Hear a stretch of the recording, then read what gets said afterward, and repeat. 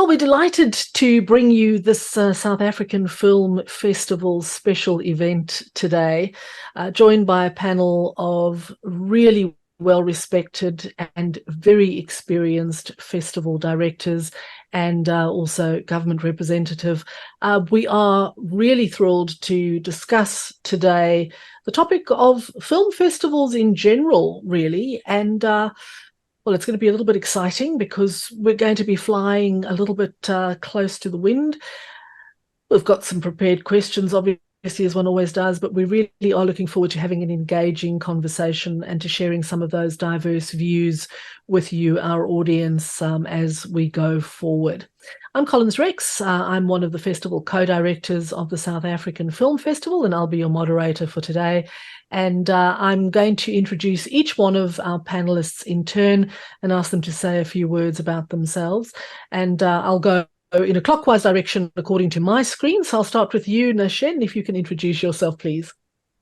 Hi, I'm Nashen Moodley. I'm the director of the Sydney Film Festival. I've been in this role for the last 12 years, since moving to Sydney from South Africa. I'm from South Africa, and before moving to Australia, I worked at the Durban Film Festival for 11 years. Thanks very much. Next on my screen is Onke. Hi there. Thank you so much for having me. I'm Onke Dumeko. I'm head of operations from the National Film and Video Foundation. It's an absolute pleasure to be here. Thank you. Thank you. Andrea. I'm Andrea Voges. I am the festival manager and head of programming at the Durban International Film Festival, where I'm based in Durban. Brilliant. Thank you. Mandisa. Hi, everyone. My name is Mandisa Zitha, and I'm the festival director of the Encounters South African International Documentary Festival. We're based in Cape Town, but the festival takes place in both Cape Town and Johannesburg, and it'll be 26 years this year. Thank you very much. And last but by no means least, my colleague Ricky. Hi everyone, my name is Ricky Himan, and I am Collins, and I am sort of, as we are positioned as well, co-directors of the South African Film Festival this year. I'm based in Sydney. Collins is based in Melbourne, so we're trying to kind of, manage the territories that wise, as sort of the regions, shall I call. And I've been part of the South African Film Festival for the past 4 years. I've been in Sydney, living here for 7 years, going on to 7 now. And prior to that, in the film and television industry and part of local interest festivals in South Africa for probably more than 20 years. I shouldn't say it out loud. Just now I give my age away. But lovely to be here tonight, and thank you for everyone for joining us. Thanks very much, Ricky. And before we launch into our first question, I just want to take this opportunity to acknowledge the traditional custodians of the various lands on which we all meet, and all the First Nations peoples represented in today's gathering. For me, it's the land of the Wurundjeri people of the Kulin Nation, and I pay my respects to elders past, present, and emerging. So let's get straight into it, shall we? Everyone here represents either a festival per se or the film and television industry. And I think we can all agree that it's interesting times at the moment. There is so much opportunity for people to be entertained. And a lot of that entertainment comes in the form of really tiny screens that they carry around with themselves. And they go wherever they go, and nobody has an attention span. So the first question that I'd like to pose to particularly our festival colleagues is some of the challenges that you're all facing at the moment, and more broadly speaking, those challenges that are being faced by festivals in general and film festivals specifically in the year 2024. I'll start with you, Mandisa. Thanks, Collins. I feel like I'm in the hot seat now.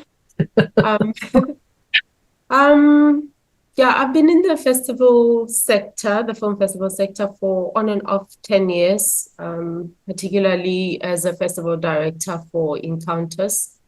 And I have observed a lot of changes in the film festival landscape. You know, there's been a lot of highs and a lot of lows. As a festival in South Africa, we used to be quite established with international links and partnerships and international funding. And although over the years our reputation has grown globally through our partnerships that we've secured, we've seen a decline in our international funding resources. So for me, that's been the biggest change. And I think it's a general withdrawal of international funds from South Africa that has systematically happened, obviously, in the post-South African landscape. And of course, one of the biggest transformative experiences or periods of the festival industry was COVID, which really not only disrupted our operations, but gave us a pause to reflect on what it means really to run a film festival. What is the purpose of a festival? Why are we doing this? What meaning is there to doing this every year and organizing these platforms? And I think there's a lot of responses to that, but it did fundamentally change our outlook and the way we operate. And I think with all that is happening and all that we're reading about the endangerment of leading international festivals, there's no doubt that there's a big shift in availability of funding for festivals, and that poses a lot of questions. Why is the space necessary? Why do we do this? And I absolutely think that the space is necessary, and there is a purpose to film festivals as a platform for filmmakers, for talent, and for, I guess also, for cross-cultural exchanges. And I'm sure my fellow panelists will have a lot to say about that. But for me, those are the really key changes that I've observed. Thanks very much. And we'll circle back to the role of film festivals and festivals more broadly as our conversation progresses. I'd like to stay with the challenges for the time being. Nashen, you obviously sit on the other side of the globe, almost literally. Can you share with us some of the challenges that you're facing at the Sydney Film Festival, and maybe also how you're overcoming some of those challenges? Yeah, I think... Thank you for the question. I think Mandisa's summarized it extremely well. While there's a particular South African context and I guess some of the international funding has dried up, and that's not something that applies to us, I think the fundamentals of what she's saying really apply to festivals and to film festivals all around the world. I think there's a great economic challenge. The model has changed so substantially. So when you have funding sources drying up and audience numbers diminished, you have a big problem. At the same time, you have costs of everything going up, less money coming in, more money going out. And for any proposition, that makes it very difficult for something to survive. So I think, like everyone, like all festivals, we certainly encountered this very difficult proposition. How do we survive when post-COVID you have audience reluctance to return to the cinema, or you have to suspect some people have just fallen out of the habit of going to the cinema? Will we ever get them back? That's a question that I think cinemas are still asking. I think happily it's changing, but it was really touch and go, and it still is in some places and in some cinemas. For us, we had to make a big decision as to whether we try to maintain the festival as what it was or look to a different model. And we were fortunate in the sense that we had some support and some reserves to be able to say, we bet that people are going to come back to the cinema. We bet that people are going to come back to the festival, and we want to do a festival in the manner that it's festive, that it's a big, beautiful, wonderful thing where people come together and see films and see filmmakers, and that's what makes it exciting. And that's what we bet on in a way, that the people of Sydney would come out, and very luckily they did. Very luckily they did. So I think while we all have these challenges, mostly economic, there remains the opportunity that even if cinema's having a difficult time, if people are not necessarily going to their local multiplex, especially for, let's say, art house films or films in foreign languages, they still have this desire for those films. And if we can put on a good show, we can put on a good festival, curation is still really, really important, then I think people will come out. You've got to perhaps work a bit harder to reach out to them, to entice them, but people will come. And I think we're seeing that certainly at Sydney Film Festival, but at film festivals around the world, the audience is gradually coming back. So there is this opportunity. We want cinema to thrive in every possible form. We want the cinemas when films are released theatrically to be full all the time. But we do have something unique opportunities as festivals. We have an audience. We know who they are. We sold them tickets before, so we can engage with them and we can bring them along with us to these films that we think are so vital to be seen. And of course, it goes beyond just the films with the festival, which is, the multiplexes that are just screening films one after another. Well, it's about the film, and the only other thing they have to offer is popcorn, whereas festivals have a whole raft of entertainment, if you like, and stimulation that can go with it.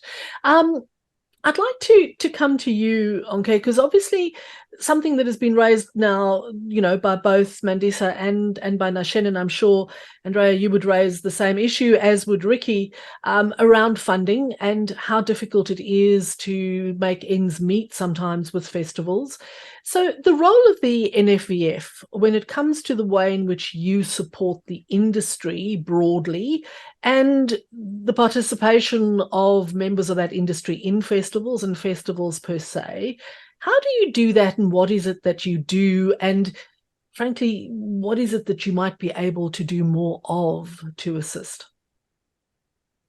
Thank you for the question. So, our funding is structured in such a way that it is soft funding, right? It's grant funding, unlike funding for productions and content where we can recoup it. So in our funding policy, we do have a clause that says, at some point, once you've gotten the project over the line and you're generating some type of a revenue for it, the NFVF can recoup that funding from you. With festivals, though, obviously we don't do that because, these are standalone events. We see the platforms and properties and brands that are being built. But yeah, it's a different kind of, I think, thing to recoup it back, because the building of the brand takes a lot more time, right?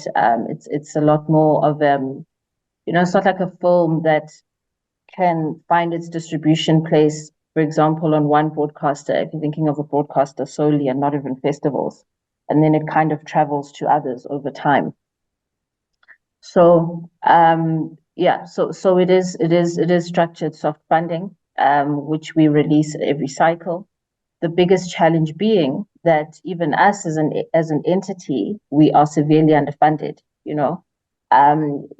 If you think about it, the way we're funded as an entity as a whole is the amount of money that we should give to one grant.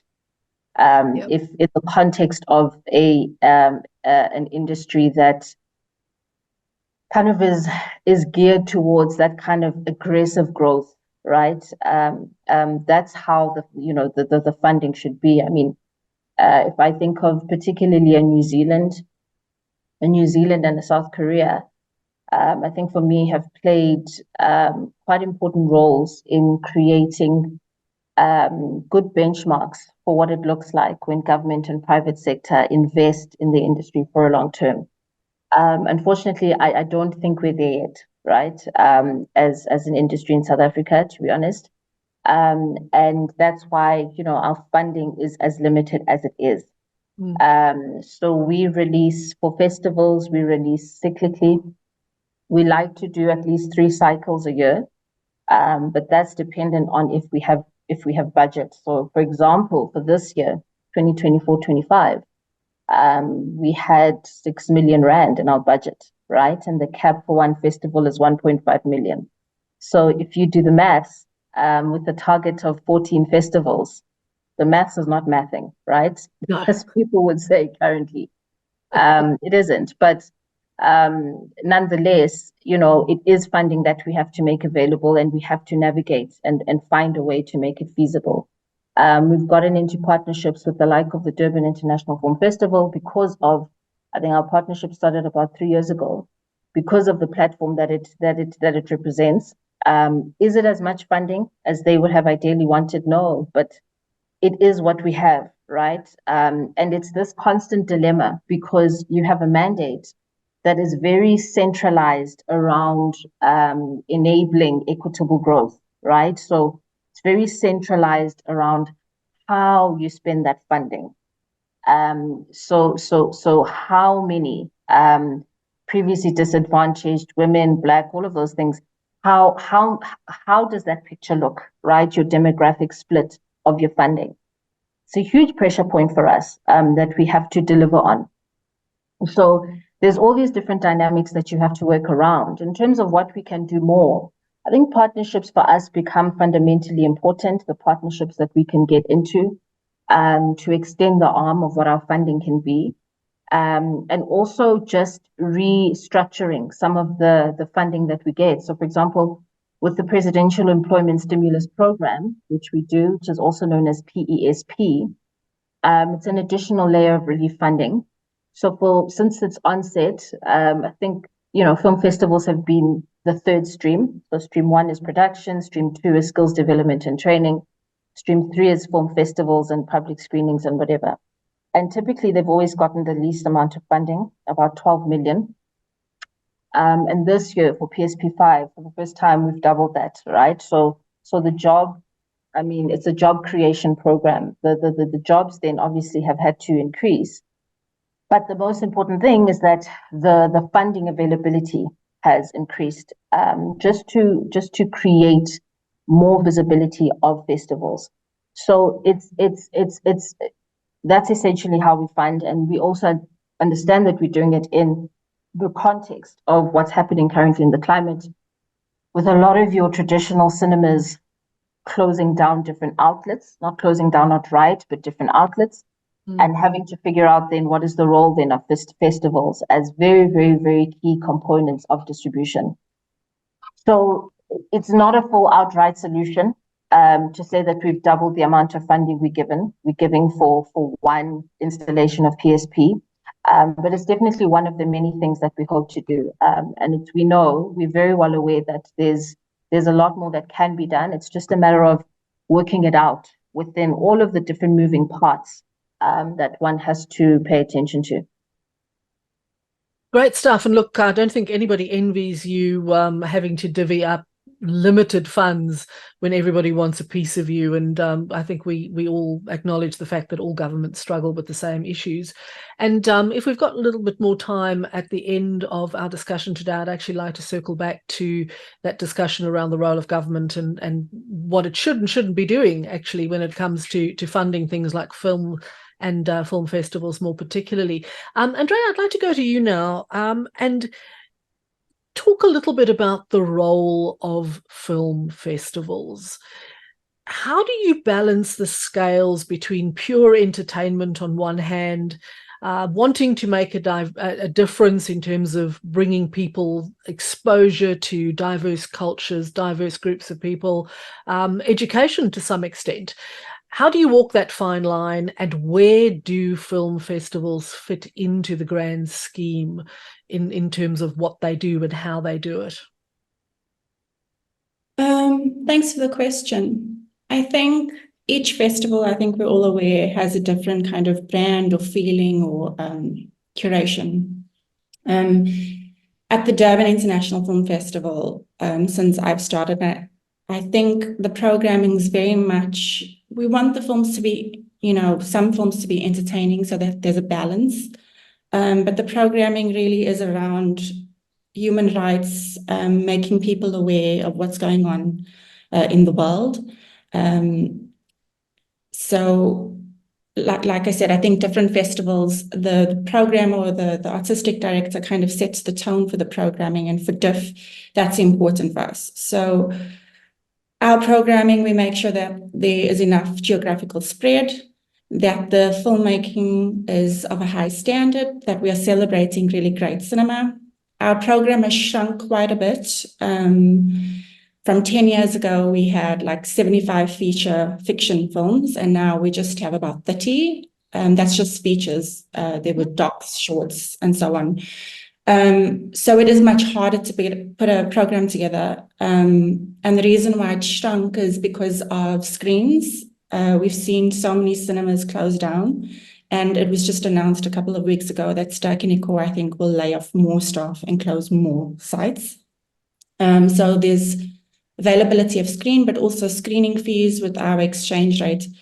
So you got to consider all of that and just be very careful with the program that you're putting together. And for me at DIF, I think it's important that our programming we're showing great cinema, but also that it's not just fluff entertainment, but there's actually some real values behind the films that we're showing, and that they mean something. If you look at other festivals, it's more audience, more entertainment, more, and I think we should be doing something a little bit different than maybe what Netflix is offering. So yeah, I don't think that's an answer for everyone. I think every festival director, kind of knows why they pick the films that they do. But for us at DIF, I think a lot of it is around social justice or human rights, and women particularly.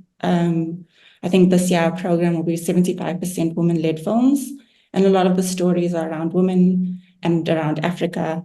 And I think those kind of focuses come from the artistic director, whoever's leading the festival at the time. So at the moment, that's kind of where our focus is. Thanks very much. And yes, I certainly take to heart what you say about not being Netflix. We can find Netflix by flipping a channel on a television. So thank goodness there's an alternative for thinking people, that we don't all have to be subjected to just what we find there. Ricky, the South African Film Festival obviously it kind of straddles two worlds, right? It's South African in its feeling, in its heart on the one hand, and on the other, it's trying to also bring along an international audience. And when we say international, we mean non-South Africans in terms of Australians from all walks of life, New Zealanders from all walks of life. So when we think about that almost dichotomy that the festival has to maintain, what is the role of the South African Film Festival? Why does it exist at all, and why does it deserve to exist? Well, to be honest, I think we're probably the only international festival with a focus on one country, which is quite unique. And that brings us to the local interest film festival. So we're international from bringing the content, but we really are just so focused on South Africa. And I think the very importance of this festival is twofold. I mean, we are here also as a sort of a not-for-profit. So our mission is we always call ourselves a festival with a conscience, as we're trying to raise funds for a charity in South Africa called Education Without Borders. So that's one of our driving forces, and I think that's where we always get very interesting donors and people involved in our festival. However, I think it's also very important for us to have a festival that's focused so uniquely on South Africa or a country, and a country that's got so many diverse audiences and diverse cultures, and it's so vibrant because we are able to share that with our other international community. And there's a lot of interest to see the films. And I think coming from a a country like South Africa, which is probably a small country in the bigger scheme of things, our South African filmmakers, especially our emerging filmmakers, sometimes struggle also to get their films seen by international audiences. So I think we also, in a way, much as we are sort of a festival with a conscience, we're building this amazing platform to showcase amazing works from South African filmmakers and people that are also struggling. Like you've all said, my colleagues in South Africa, funding is always issues. There's funding issues. A lot of filmmakers that's got all the creative sense in the world struggle to get funding to put their productions together. There's so many challenges, I think, in South Africa. So for me, it's such a pleasure to find these interesting and amazing films that we kind of get recommended from throughout all these festivals, and we can bring it to an international platform and showcase their works. And I think for us, our festival, like I think everybody around the table maybe know, it also reaches out to the Canadian audiences. So it's not just African diaspora that we're trying to sort of connect with our festival, but definitely reaching out to other non-South African audiences and non-African audiences. And I think we're breaking ground. Every year we kind of just move a little bit further, and it's very much dependent, like I think all of you said, it depends on the films that we bring, the program that we put together, and the content that we, sort of put forward to our international audiences. Because like you were saying, Andrea, you're focusing more on social injustices and specifically women in film and those kind of things. Whereas we find also for our program, we have to sort of touch a bit on everything. We want to try and bring environmental injustices. We want to look at social injustices, but we also want to bring a bit of the vibrancy and the fun and the great things that are in South Africa to our audiences. So for us, the challenge is probably funding is one of our big challenges of all the festivals, but also the challenge is to bring the right films to our program, to make sure that we are engaged with not just our African diaspora, but also trying to then bring new festival audiences to our program. Thanks very much, Ricky. And you've touched on a very important point, and that is finding the right films. So, Nashen, how do you do that? How do you find the right films, and how do you ensure that you have a diversity represented, a diversity of culture, of sexuality, of all sorts of things, really, gender, age? Just how do you ensure that so that you have a program that cannot possibly be all things to all people, but nevertheless that there is something for everybody to find in a film festival? Sure. Look, we do a big search. We really do a big search. It takes us a long time. We receive thousands of submissions. We have a large committee of people who look through those films. We travel to many festivals around the world. We have many connections with filmmakers, with sales agents who send us their films. The festival celebrates its 71st edition this year, so it has a long history, and people know about the festival. So we have access to a lot.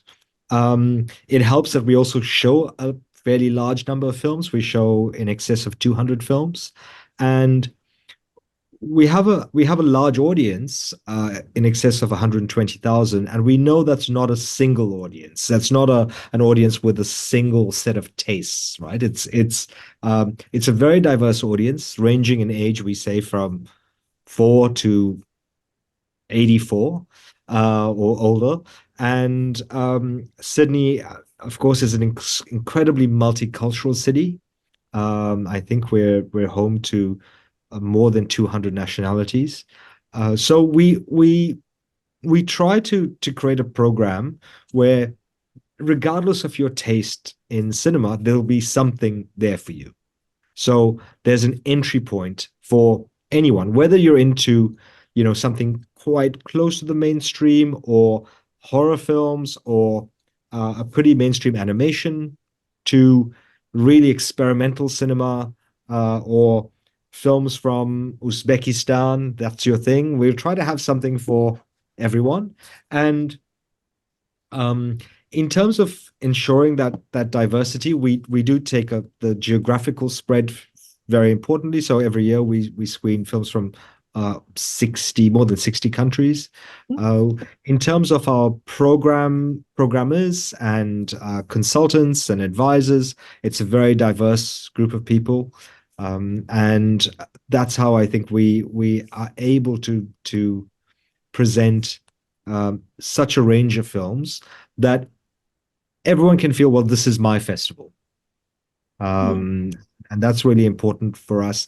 The festival started in 1954 as really as a group of students who decided that Sydney needed a film festival. And so it started from community, and we think that the festival still belongs very much to the community, and the community still feels very much that the festival belongs to them. And they tell me, this is why did, that film was terrible. Why do you have that? Or that was quite good, but you could do this. And so it does feel like it's very much an institution that belongs to the people of the city. And look, that certainly in some ways would make it easier, and in other ways would make it really difficult because everyone believes they have ownership. So, but kudos to you for walking that fine line between, keeping the community on side, but also providing something which leads to longevity of the festival. And Mandisa, yours is a narrower focus in some ways. You're not a 200 film festival like the Sydney Film Festival that covers everything from docs to shorts to experimental. So how do you do it? How do you source your material, and how do you ensure that you represent a diversity of views, a diversity of interests, etc.?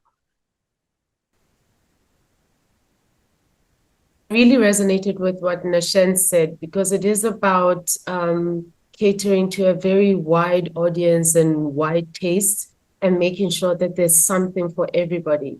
And that really is the approach that Encounters takes, except we do it at a much smaller scale. So we have, at the most, we might have 40 films. For example, this year we'll have about 30 features.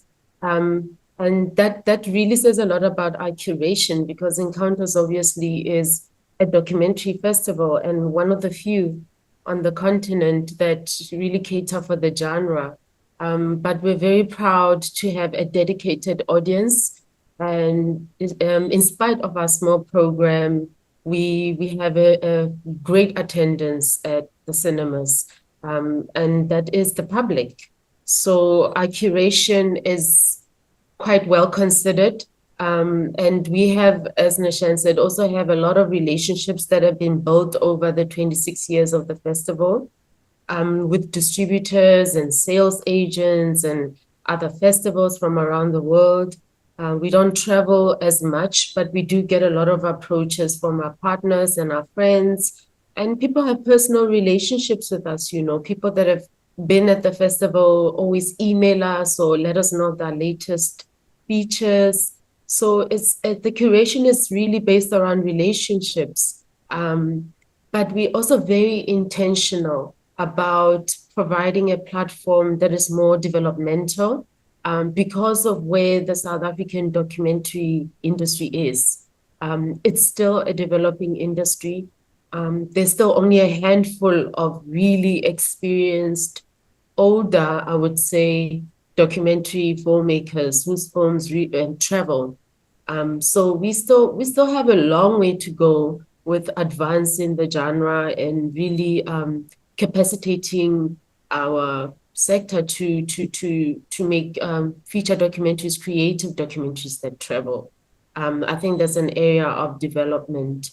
But considering that, we do understand that it's good to provide a platform that will encourage upcoming documentary filmmakers, first-time filmmakers. So we program those films and we look carefully at the subject matter, and we're always impressed that the audience has come to see those films, because really it's about the stories. It's about the stories and the topics, and that's what brings people into a documentary festival. And we've seen the progression of upcoming filmmakers that come onto the festival with their first short and they come back with a feature. Or we've seen how other festivals request films from our program and you end up with a student film traveling to Europe.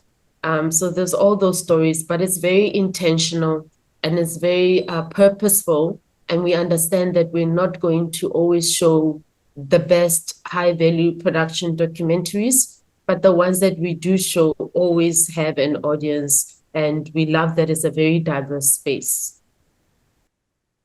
And indeed it is. And I think certainly, over the years that I've been involved in our own festival, some of the most exciting work has been documentary in nature.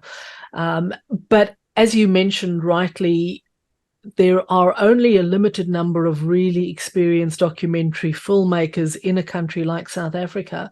So, Onke, I'm going to come to you and, don't want to put you on the spot, but what is the role of an organization like the NFVF when it comes to stimulating and encouraging new talent to come up through the ranks? What is the role that you play? And if you don't already have a role, where would you ideally want to see yourself positioned in order to ensure that there is a growing youth base and of inexperienced makers of film of all genres that move through and learn and grow and eventually become the stars of the future? So the NFF's role is quite fixated on youth. Obviously we understand the limited funding that we have, so we have to be a bit more systematic in terms of how we fund youth. So we have slates, a number of slates that we have, one of which is the Youth Filmmaker Slate, which we've been running for a number of years now, where we incubate youth filmmakers, right? So we assign them to essentially, producers that are mid to senior levels producers, and they're incubated over the course of a year. To really understand and really get a proper full service scape of the industry. So whether you're directing, cinematography, whatever the case is, screenwriting, that's the whole point of that program, that you are incubated for a year, right? And you come out of that process at the end of it with not just obviously a better ability to pitch for your film, but a proper understanding of more of the process than you otherwise would have understood, and it's the type of youth that, there's some youth that just don't even have access to basic devices, right? That some of us would take for granted. So those things then become very important to us, and also making sure that we do them with distribution partners from the onset, so that whatever projects come out at the end of that, there is an opportunity for them to be consumed, to be reviewed and all of that stuff, so that the projects don't just sit somewhere and collect dust. And over and above that, to the point that I was making earlier, it is important for us to report and say how many youth we actually do fund. We have a statistics report which basically measures the way that we function.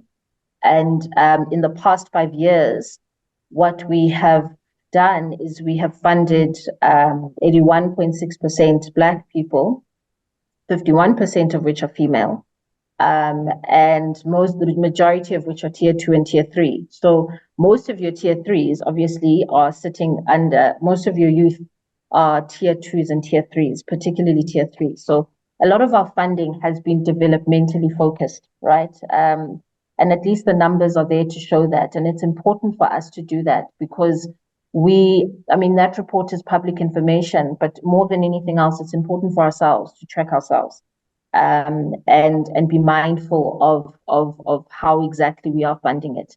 The key thing about focusing on youth is understanding that it's a long-term game, and it's about creating a pipeline full. So that's just the youth that we fund, right, to create the content or whatever the case is, or the film festivals.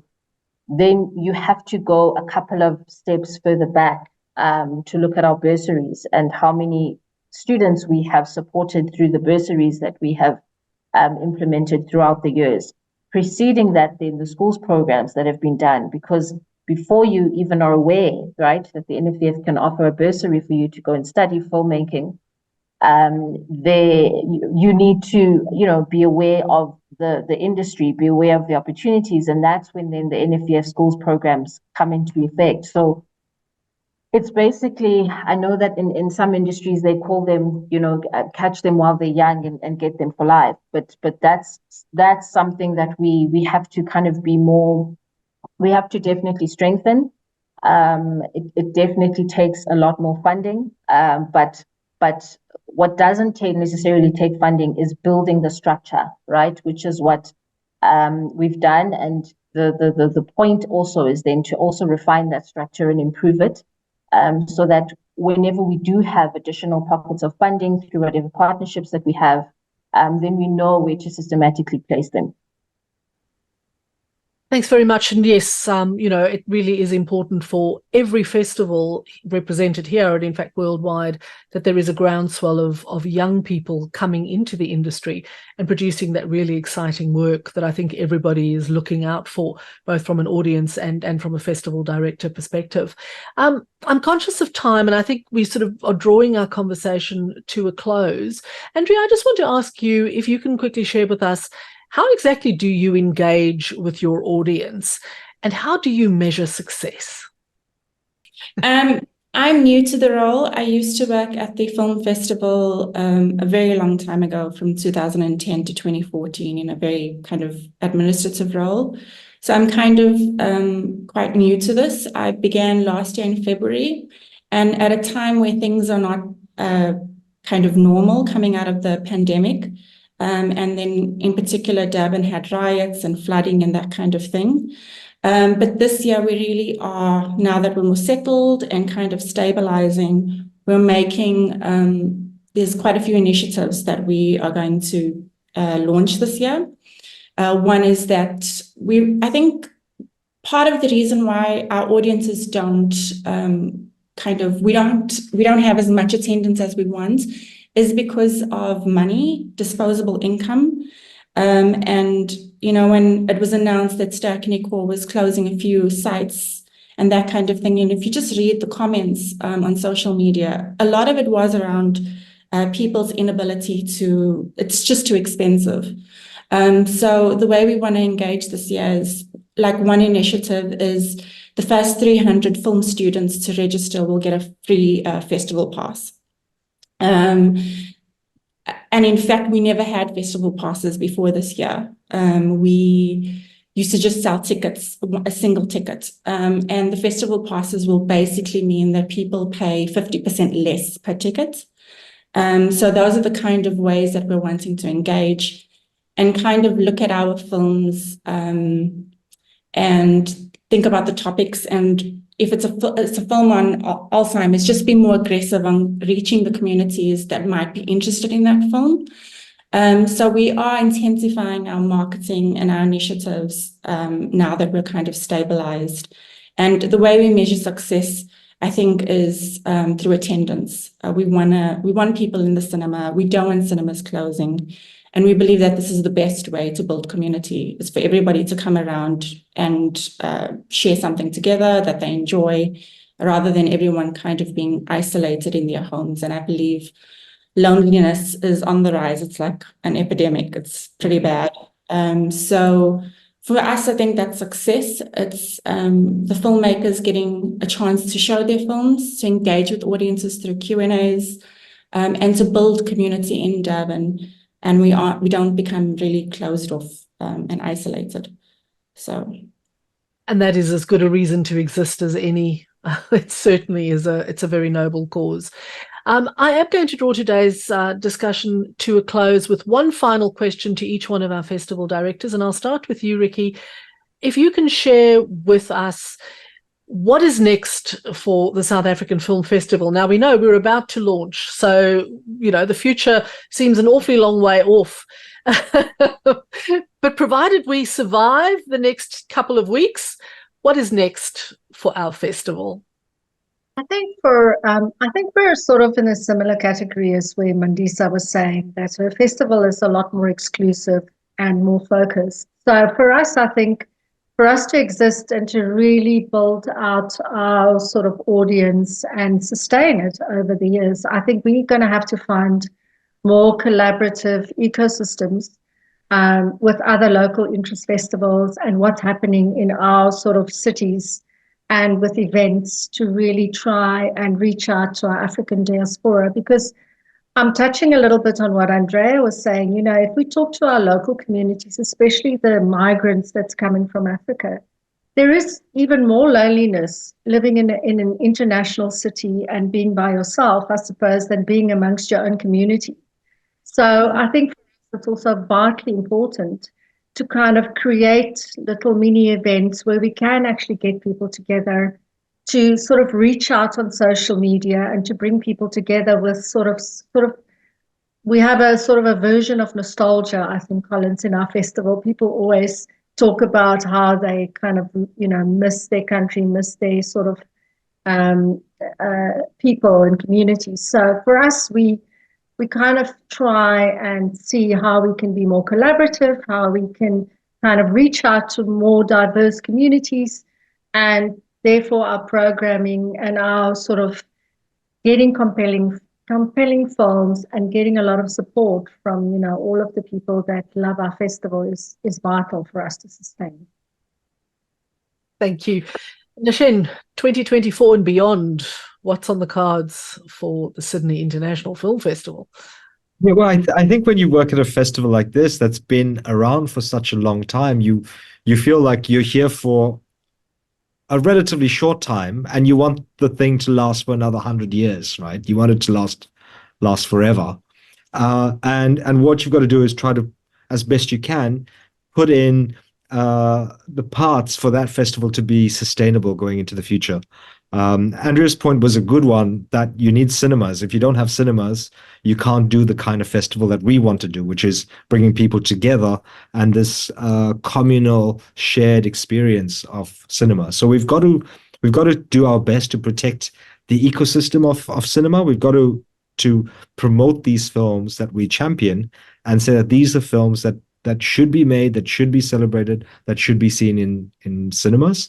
So I think that's a responsibility of the festival and of the Sydney Film Festival as well.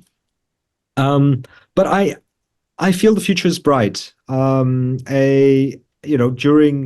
the really dark periods of COVID, where we didn't know if the festival would ever come back. We didn't know. We were worried about ourselves personally, whether we'd have a job or whether the festival would ever come back and be successful again. And I think lots of people who work at film festivals, lots of festivals had this real existential crisis. But now I feel very positive about the future. I feel that festivals have a vital role to play in the cultural landscape. I feel that we can really do a great deal to bring people together. We see so much polarization in society all over the world. I think film festivals can really bring people together in a healthy, constructive dialogue. And I feel we're vital. And as long as we can find the support, as a business model, it's still terrible, right? It's hard. But if we can find the support, we have important work to do and should continue doing it, and can continue doing it. Wonderful to hear you being so positive despite it being a terrible business model. Andrea, your parting thoughts about what the future holds for DIF and for festivals in general. Where do you see yourself going beyond this year? I think I agree with Nashen. I think we all kind of know the challenges, but I am optimistic. I think we all are. We wouldn't be able to do our jobs if we weren't. And yeah, I think it's going to be good. I think festivals are important and we need to keep them going. And I think the people, again, I'm repeating myself, that are working in this industry truly do care. And if we kind of all stick together and work together, and it'll, we'll see each other on the other side. Sounds good to me. We'll all be there on the other side, and we'll be there together. And finally, Mandisa, final words from you as to what the future holds for Encounters and, well, for festivals and for the film industry going forward. I'm hopeful about festivals, and thank you to Nashen and Andrea for the positive sentiments. I think we do need to be positive because this is a very challenging job to do in this landscape. The issue of cinema exhibition spaces is a big issue right now. But we have a very popular independent cinema in Cape Town, and it's doing well. And it goes to show that it's about curation and catering for your particular audience. And I think that's what the big, mega, complex cinema chains have missed. So it is a worrying factor, but it is an opportunity for us to look at alternatives and sort of build our own models and look beyond those cinema chains. We have always been busy with a lot of outreach in our festival, screenings beyond the city center. So we'll be focusing more on that to grow our audience beyond the urban areas and beyond the expensive ticket prices that average South Africans cannot afford. So we'll continue trying to grow our audience in that regard.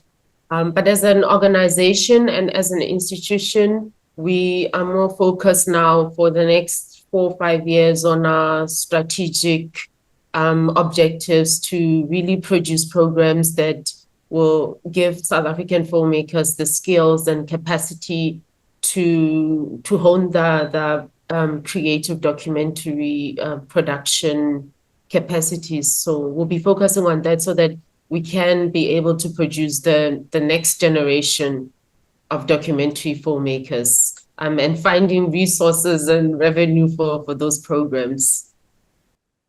Wonderful. Well, you find them, and Nashen and Andrea and us and everybody else will be showing the work. So we certainly look forward to seeing what comes through. Thank you, everyone. It's been a fabulous conversation, and we've only just scratched the surface, which is always the case with these things, but it's been great talking to you all, and thank you very much for your time, for taking time out of your very busy days and your evenings as they're about to be upon us at this part of the world. And good luck with all your festivals coming up and soon to be around the corner for some, and everything that the future holds for all of us, and we look forward to working with all of you going forward. Yep. Thank you very much for your support. We really appreciate it. Have a great South African Film Festival. I hope it's wonderful. Thank you. From your